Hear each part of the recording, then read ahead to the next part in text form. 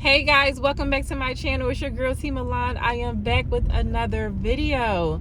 Oh my gosh, I feel like I have not talked to you guys in a little while. I know it's been like a week, maybe 2 weeks since I dropped the car chit chat. So I'm like, let me just get on here and talk to my people. Today is Sunday, March 30th, 2025. Hallelujah. We are officially in spring. The winter is over. Thank you, God. We're officially into spring. This weekend was a really nice weekend in Philadelphia. If you are Muslim, happy Eid, because today is Eid. So yeah, without further ado, I want to go ahead and get into this video. This video, I'm going to be talking to you guys about my first official week being an entrepreneur. And to be honest with you, it's actually been 2 weeks, but the last week was the week. This last week has been the week that I really had to go out and get it. So I just want to share my journey and share my journey of entrepreneurship, basically. And share, like, you know, how I'm coming into making my own schedule and making money and things like that. So without further ado, let's just get into it. So if you guys haven't known this, just to kind of catch people up to speed, because like I said, I never know when people are watching my videos. You know, I have returning watchers, but then this might be your first time watching my videos. So I am a nail tech. I'm also a licensed esthetician too, but I don't practice. I'm more so on nails right now. I am a nail tech, licensed nail tech in the state of Pennsylvania, Philadelphia. And I was working full-time in a nail salon Monday through Friday.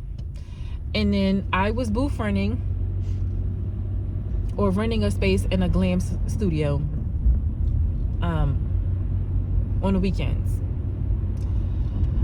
So I eventually left that space where I was renting from because it wasn't fully equipped with all the things that I needed as a nail to be a nail tech, to perform my jobs.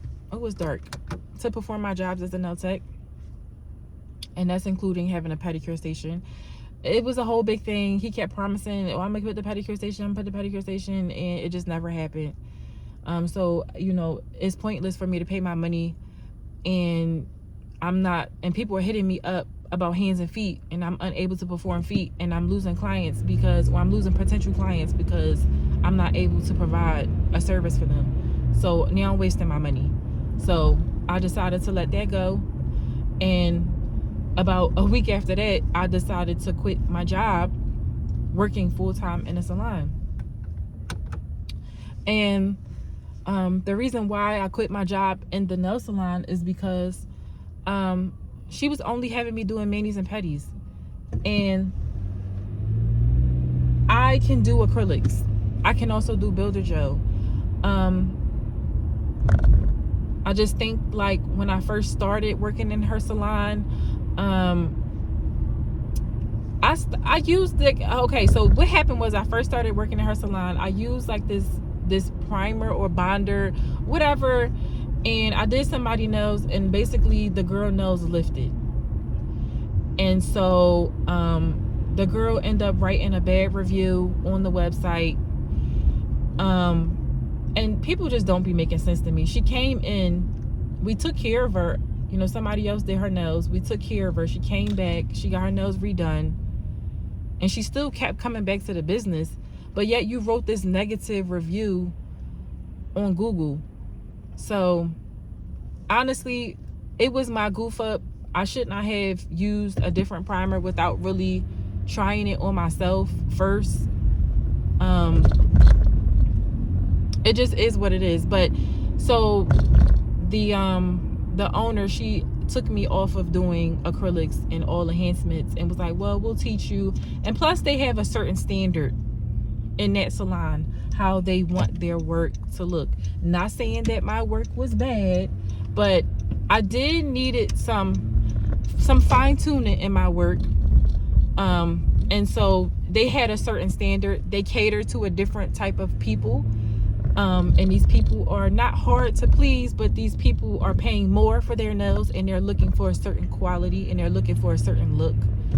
So, you know, she felt as though my work wasn't up to standard. Not that it was bad, but I just needed to switch some things about my work. And honestly, truly, now looking back, I think that God puts us in certain places to learn certain things, or he puts us through certain things so that we can pick up certain nuggets from it and learn some certain things and move on. And I really feel that's why I was led there. I needed to know that about my work. I needed to correct that about my work, and I needed to implement in my work so that my work could look better. And it helps me develop my eye as a nail tech. It's a journey. This is a journey, and it helps me to develop a better eye for nails when I'm doing nails. So that was why she had took me off of acrylics. I'm sorry, I'm probably making this video longer than it's probably going to be, but I had to give a background story as to why I quit my job in a nail salon when I was there full time. So that was last summer. She took me off of acrylics and things like that, and then for months she never put me back on acrylics, and I was just stuck doing manis and petties. And listen, I know how to do acrylics. Like, let's not play, okay? Like, let's not play. And now that I knew what to look out for, I knew the changes that I needed to make in my work. And if you're a nail tech or anybody in this beauty industry, you have to work on real people. It's not enough to work on a mannequin. You have to work on real people, and you have to do it over and over and over, and that's how you develop your skill. Yes, it's good to have a mannequin to work on with nails, with lashes, whatever, but it's not the same as a real person. There's so many variations that real people have. People have different shaped nails. People have different cuticles. People have different, like, it's so many variations when you're working with real people. You get a real experience. When you get a mannequin, you're very much limited. Not saying that mannequins can't help you, but you're very much limited. And so I realized, like, I had been working at this nail salon for 7 months. I'm doing manicures and pedicures, and yes, I'm getting so much better in the manicure department, so much better, which was great. But I hate doing manicures, but I'm getting so much better at doing manicures, which is freaking awesome. Which manicures is the basis, you know, that's what you need to really help you with prep when you're doing enhancements, in my opinion. So I'm getting top tier in manicure, doing manicures. That's great, but I didn't go to school, and I didn't pay student loans, and you know, I'm kind of, you know, put out money to go to school to be sitting in somebody's shop doing manicures and pedicures. And then not only that, the people, the type of clientele that is attracted to the shop, they got a little bit of money. They're of a financial status, not rich, but they ain't the ghetto in there. And you know, people like them have really professional jobs. They're lawyers, they're nurses, they're, you know, and they get regular everyday nails. They don't get anything exciting. And that's another issue for me too, is like, even if she was to allow me to do acrylics or, you know, different types of enhancement, I'm bored. Like, your clientele, the most exciting things they get is French, and they always stick the oval shaped nails, or what's the new thing the girls like, the almond shape, and that's fine too, but I'm not finna be doing almond all day. Like, that's annoying. Like, get some stiletto, get coffin, get ballerina, get something else. Like, stick to square, like something. Like, it's just boring. Like, that salon is just boring. Now you make, for me doing manis and petties, I did make good money there, because like I said, the type of clientele, a lot of the clientele, they do like to get their natural nails done, or if they get enhancements, like they like to keep it short and very, very simple. But I'm an artsy girl, and I like to do different stuff. So with that being said, you know, I had realized, like, you know, I'm wasting my time here, and I've been for months feeling, I started that job the end of July. In like November, I was already feeling like I need to get out the job for months. And then the feeling will go away, and then it will come back, it will go away. It felt like a force was just pushing me out, like an internal force.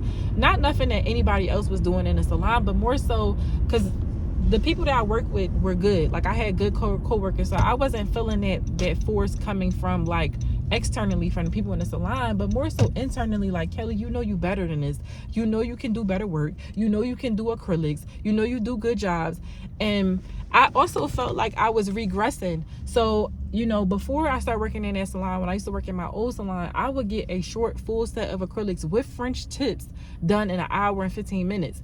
And then sprinkling during my time working at this salon, every here and again I would get an acrylic client outside of the salon, and I would do it outside of the salon. And I noticed like it's taking me 2 hours, 3 hours to do simple, like basic stuff. Like, and I'm just like, I'm regressing. Like, I had worked on getting my time down a little bit, and now, you know, that I was working in this salon, I'm only doing manis and petties, and I'm not doing acrylics like this, because that's how you get better. You got to do it over and over and over and over and over again. You know, I realized like, yeah, like I'm regressing and I'm damaging myself. The longer I stay here, I'm damaging myself as a creator, as a nail artist creator.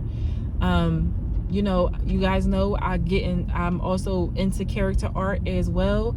And none of her clients get character art, nor will they ever get character art. That's just not the clientele that she has. They stick to French, they stick to very basic one colors or sheer colors, and that's it. That's the highlight of the, and they don't do long nails. Something like this, y'all, they would never do. They will never do these long nails, never. So I spent 7 months there. I said enough is enough. You know, I had enough, and I get tired of, like, in a salon, how we work in a salon, we take turns.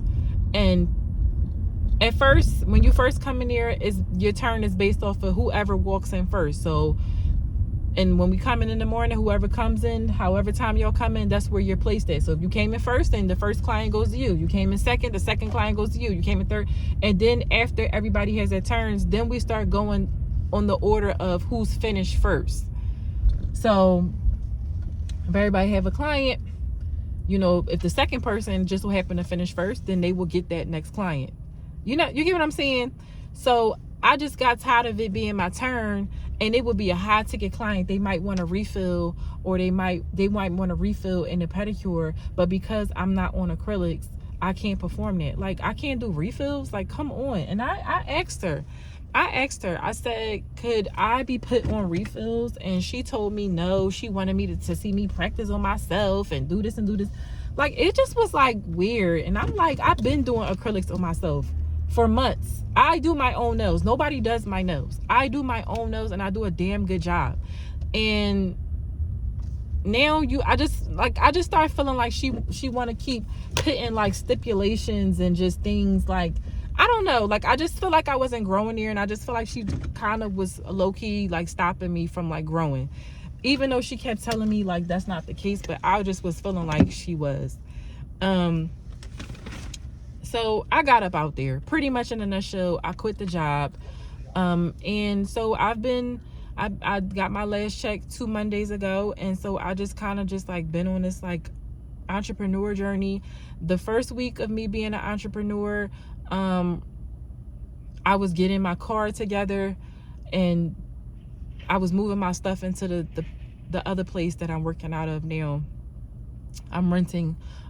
So I was moving my stuff over there, getting that all set up, and I was getting my car together because I'm doing Lyft as well. So to help make ends meet. Well, I'm not gonna say to make. I try to watch my language now too, because I really want to be intentional about the things that I say and the words that I put out there.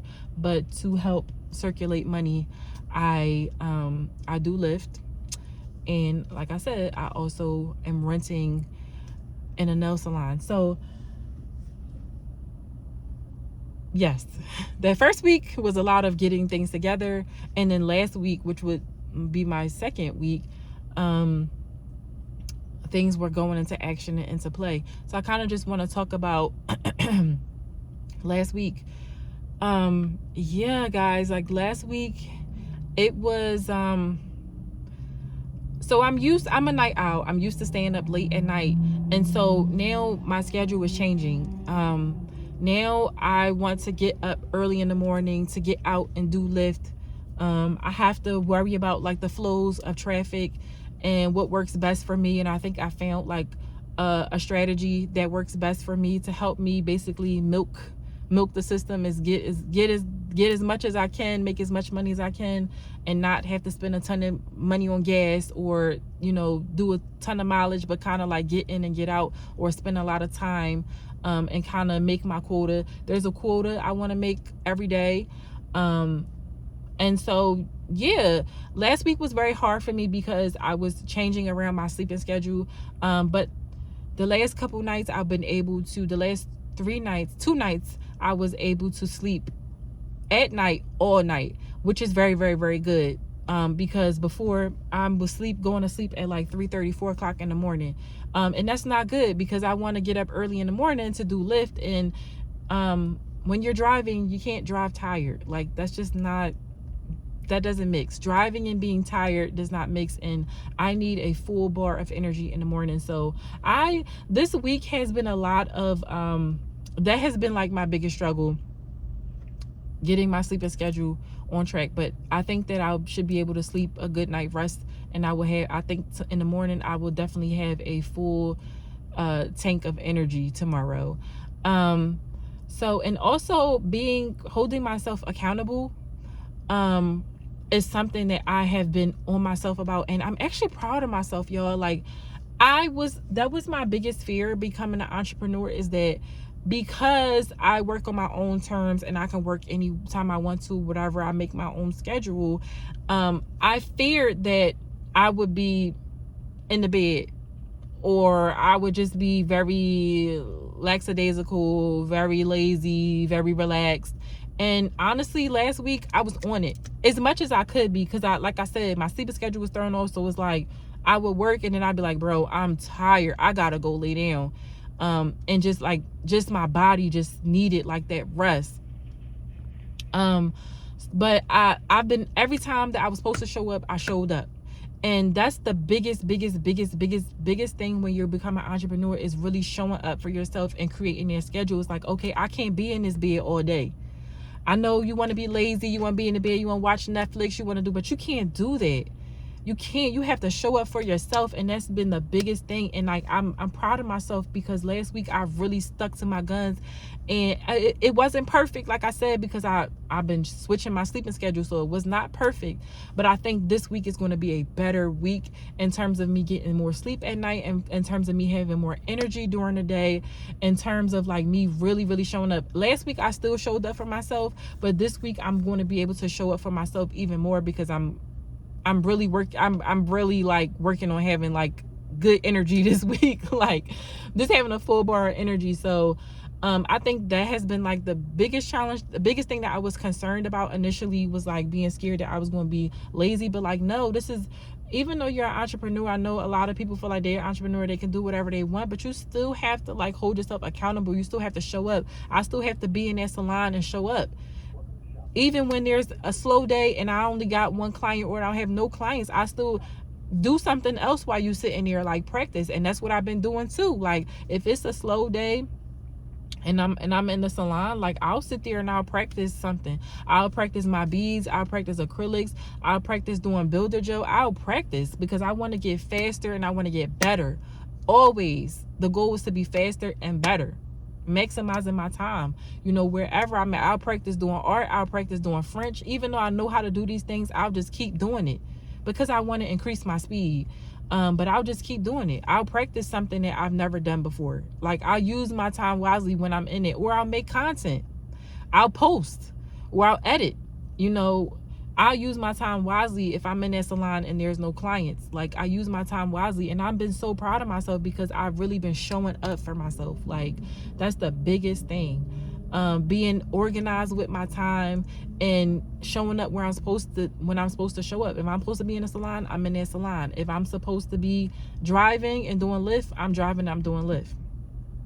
So my first week, which I consider which was really my second week, but like my first week of like actually having to get out here and get it, honestly, like it was, I'm okay now, 2 weeks into it, right? I'm okay now with saying I'm a full-time entrepreneur. It's still a little weird to say because I'm so used to working a job and getting a check. It's still a little weird to say, but It's still a little weird for me to say, but that first week I didn't want to admit it to myself. I didn't want to say it out loud because I felt like it was going to freak me out. The second week, when I looked at my bank account and realized like I ain't really got no money, that put a fire under me to get up. Like, girl, you got to get up and get out. And that's another thing that makes me want to show up is for myself, is because if I don't work, I don't eat. You know what I'm saying? Like, not really. Like, I got money, but like nobody, I don't want to burn through my savings. My savings is there for a reason. So it's like, if I don't work, I don't eat. I gotta maintain. I still got bills. I still got my car. I still got car insurance. I still got this. I still got that. I got my phone bill. Like, you know what I'm saying? Like, if I don't work, I don't eat. Like, period. So it's definitely that has been a fire under my butt to keep me productive and to keep me like, girl, it's time to go to work. It's time to get up. I've been getting up in the mornings and I've been getting out here and I've been doing what I gotta do. Like, that's been keeping a fire under me. Also, I've been praying every day. I've been on top of it. I've been praying every day to God to keep me afloat, because I literally cannot do this by myself. Like, no cap. Like, I cannot do this by myself. I cannot do it. I can't do it. I tried doing things by myself. I cannot do it by myself. It's the grace of God that's getting me up in the morning and pushing me, and it's keeping that fire under my behind. So yeah. So I've been praying a lot. Something else I wanted to say to y'all. I've been staying on task with things. I've been showing up for myself. I've been praying a lot. It's also pushed me to think about things differently, because I have to rewire my brain. So I think about things differently in terms of like, I'm used to working a job, right? I'm used to going somewhere, clocking in and out. I'm used to having one source of income. But now I'm thinking in terms of multiple sources. I always speak multiple sources, but now it's like it really has to come into play, because I can only give but so much of my time. I can only give but so much to Lyft during the week, because I do content. And that's a job. If you know, you know, that's a job. I also am in the nail salon. I have to make time to be and show up for the nail salon. I have to make time to post. Like, there are other hats that I wear. There are other streams of income that I have to dedicate to. So there's only but so much of my time I can give to make money. So I have been heavily in my bag and heavily coming up with like creative ways to make passive income. If I haven't done it before, it's activating. I'm like, it's like a survival mode. It's like activating, like it's dependent upon me. I have to make some passive streams of income so that I can stay afloat, because it's only but so much Lyft that I can do in a week. And I calculated it. It's only but a certain amount of money I'm going to make a week, because I have to dedicate my time to other things, and I also have to make time for myself. I have to have a rest day. If I don't rest, I'm no good. I cannot burn myself out. So there's only a cap of how much money I can make. I can make more, but then I can make more money in Lyft, but then I'll be taken away from maybe being in the salon. So I have to balance my time. So I know that I can only give myself, but so much of myself to different things. So I have to figure out ways to I actually been brainstorming and doing a lot of thinking and a lot of praying and just trying to figure out ways that I can make some passive income. And I have some ideas, and I'm definitely going to put them out there, and I'm definitely going to work it, and I'm going to wish for the best, and hopefully like it helps me. But when you become an entrepreneur, you really realize like multiple sources of income is key. That's what's going to keep you afloat. And I knew that before, but now that I'm in it, it's like flight or fight. Real, I'm not, Lord willing, I'm not going back to a regular standard 9 to 5. I fought so much to get out of that. I'm not going back. I know that it's there for me if I need it. I'm not downplaying it, but I like my freedom. I like my own schedule. I like making my own money. That's rewarding for me. I like being creative and putting things out and making money for it. That's rewarding for me. That's worth everything. I don't want to be stuck at somebody's job and have to answer to you and have to, that never was like That never was tea for me, and there's nothing wrong with it. We need people to be in non. There's nothing wrong with that at all. I'm not coming down to nobody. I'm not I hope I'm not making nobody feel bad, but I'm just saying what worked for me. Everybody has different learning styles. Everybody has different styles of working, and I like to have my own freedom, even though I still have a schedule I have to stick to, but I have a little bit more wiggle room. I don't have to answer to nobody. For real, I don't. So I like this and I enjoy it, and it's really like a flight or fight. Like, it's really a switch has went off of me. Like, girl, these ideas, you better work on them, and you better put them out there and promote them and see how they go and see what sticks. And if it don't stick, we keep moving. But if it stick, good, and we make money from it. It's like you really come up with different ways to like make money, and I'm trying to keep the ways that I want to make money specifically related to the beauty industry, because that's where I'm most versed at. I'm most experienced at. But it's like, bro, I have a few things under my sleeve that I want to put out to you guys, and yeah, like, I'm excited about these things, and I'm excited about this journey. But I just really just wanted to, this video about to be 30 minutes long. I just really kind of want to just come on here and just talk to y'all about how my week has been. About it actually has been going well. I'm actually starting to get comfortable with the word entrepreneur and saying that I am an entrepreneur, and I'm not as freaked out as I was and in a panic as I was in the beginning. It's definitely a journey, and through the grace of God, hopefully I don't have to look back. I know that I can get a job if I need it. I know if I really need it, I can do it. But I also know that I'm just destined for something greater. It's something in me. It's a fire in me, and I'm not going to do well. I never do well at 9-to-5s. I swear I got fired from most of my 9-to-5s, yo. I swear, like, I never do well. Like, I work best as an entrepreneur, and I'm just so rewarded being an entrepreneur. It's hard. It's a journey. I've cried. I've got scared. I've gone through every emotion. I got mad. I got upset. But I still keep at it, and I still keep going. And through the grace of God, he's going to get me through it. And yeah, that's kind of where I'm at with my first week. I can't think of anything else that I wanted to tell y'all. It's definitely changed my mindset for sure. I definitely have to reprogram myself to like to get out of that check the check type of living, to get out of that like work and get a check type of mindset. Even in entrepreneurship, you can kind of get caught up in that too, because when I was calculating how much money that I felt like I was going to make based on me divvying in my time into these different things, I just felt like, dang, well, I need to do more lifts so I can make more money, so I can do this. And it's like, no, baby girl, you don't need to do more lift. Lift is not a part. Lift is to supplement. Like, you know what I'm saying? Lift is to help you. It's a supplement, but that's not the main thing. Like, you in the beauty industry, you need to do more things involving the beauty industry to help you bring in more money besides physically giving your time. So it's definitely changed my mindset, y'all. Like, the answer is not to do more lift. The answer is to what other avenues can you create? How can you help somebody else? What other avenues can you create to help you in your entrepreneur journey? How can you help somebody else so that in turn you can be helped in your entrepreneur journey and you can stay afloat?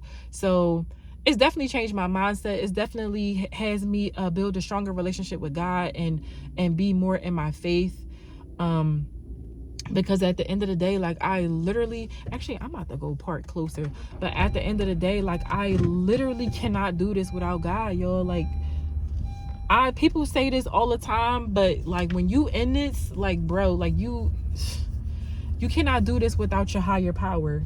You cannot do it. But yeah, that's all I have for you guys for this week. Actually, I had something that I kind of want to do since I am doing Lyft. I kind of want to share some like tips and things if you guys were interested in, and especially being a woman, it can be pretty scary and intimidating maybe I should not make another video talking about no, I think I'll just touch base on it now. My experience with doing Lyft, just real quick, I'll talk to you guys about it. My experience with doing Lyft so far, now I've only been doing it for a little while now. It hasn't been bad. So far I haven't had anybody, no crazies or nothing like that. My experience has been pretty positive with it so far. I kind of vet the people that I want to get into my car. I typically pick women riders. I'm not going to lie to you. I am a female, and I mean, obviously I'm a female, but I'm not going to lie to you. Like, as a female driver, it is uncomfortable having a male in your car. It is. It's uncomfortable when I take Lyft as a rider. It's uncomfortable for me to have a male driver. I'm uncomfortable, but it is what it is. You kind of on guard, you kind of on defense a little bit. Like, you got your, you know what I'm saying? You got your defenses up, but it's definitely a little bit uncomfortable, and especially as a female driver, it's uncomfortable. At least I'm uncomfortable with having like a male in a car. I did have 2 males in my car before. I picked up 2 different male riders, and they were very chill. One of them, I was taking him to work. He was in my car all of like 10 minutes, if that. Another guy, I think I was taking him to work too, and he was in my car all of like 10 minutes. So, and they were like upstanding people, but it's just a safety concern with me. So I do have some tips, and I do have some things that I want to share with you guys, and I might share that in another video. If you're interested, please let me know. But that is something that I wanted to like share with you guys, like, especially if you're doing Lyft, and also how to maximize maximize your time, and to make the most money out of your time and the times that you should go out, specifically related to Philly, because I'm born and raised in Philly. I know our traffic patterns. I drive in Philly. I'm a driver in Philly. I know our traffic patterns. I know, the best times to go out, the best times to not go, the worst times to not be out there. So I have a lot of like little tips and things of how you can maximize your time, how you can make the most of your time and make the most money. Little bit of strategies that you can use to help you if you guys were interested in doing Lyft, because I know in the beauty industry it's not always booked and busy. And if you're trying to build a clientele, like I'm trying to build a clientele, like, yeah, I don't know how much I'm going to make or how many clients I'm gonna have week to week, because I'm still trying to build a clientele. So if you're somebody that's trying to build a clientele, and you're just looking for some supplemental income, period, in general, you're just looking for something just to make you a couple extra dollars, I have a lot of tips and tricks and some strategies that you can use. And if you guys were interested, just comment in the comment section below and just let me know. But overall, my experience with Lyft has been, I'm sorry y'all, my nose is itching. My experience with Lyft this week has been relatively positive. Like I said, I've been picking up pretty much women. I try to avoid picking up men because I'm just not fully comfortable. Yeah, it's been a positive experience. I was able to make some money last week. But like I said, because my sleeping schedule was so wonky last week, I wasn't able to make as much as I need to make, because I have a target that I like to hit every day, and it's a target that needs to be hit every week. So I wasn't able to fully hit that target last week because I had to stop and go in the house and go to sleep, and just sleeping schedule just all over the place. But I think that this week will be a better week in terms of me having more energy, and I think that next week will be an even better week in terms of me having more energy, because the last couple nights I've been able to sleep overnight. So that's good. So I'm going to end the video here because I want to go into this market and come out. I still got to cook my dinner. And yeah, I will talk to you guys in the next video. Also, just let me know if you guys want any tips and tricks on how to do Lyft and how to maximize your money and maximize your time, so you can bring in that money and you're not going to be out here all day just running dumb just driving around all dumb and not really making no money and burning out your gas. Like, no, we not doing it. Okay, we listen, y'all, no cap, and this just to give y'all example, no cap, I put $20 in my tank, and I made $150 off of $20, and I did 15 rides that entire time. Yes, like the money is there. The money in Lyft is there. It's there. It is there. So if y'all want some tips and tricks, 15 rides is not that many people. Like, it's really not. It's not that bad. If y'all want some tips and tricks, let me know. I got you. All right, guys. I will see y'all in the next video. Bye.